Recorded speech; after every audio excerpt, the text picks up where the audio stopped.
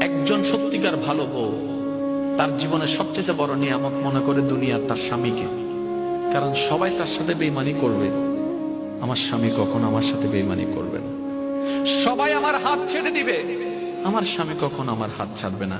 এখানে যারা বিবাহিতরা আছেন, আমি ছোট্ট মানুষ হিসেবে শ্রদ্ধার সাথে একটা কথা বলি। এক ঘরের নিচে থাকলে, একই ছাদের নিচে থাকলে অনেক কিছুই হবে। মন মালিন্য, পক্ষে বিপক্ষে, পছন্দ অপছন্দ অনেক কিছুই হবে।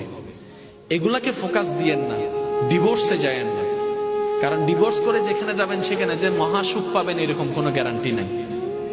যেখানে আছেন থাকুন, আল্লাহর রহমতের আশা করুন। ডিভোর্স কখনো সমাধান হতে পারে না। স্বামীর কাজ হচ্ছে স্ত্রীদেরকে মায়া প্রদর্শন করা, মহাব্বত প্রদর্শন করা, কেয়ারিং পছন্দ করা, কেয়ারিং প্রদর্শন করা।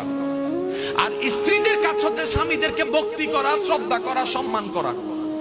দুইজনের পক্ষ থেকে যখন এই ইসলামের নিয়ম দুইটা চলে আসবে, অশান্তির সংসার অশান্তির হয়ে যাবে। সুবহানাল্লাহ।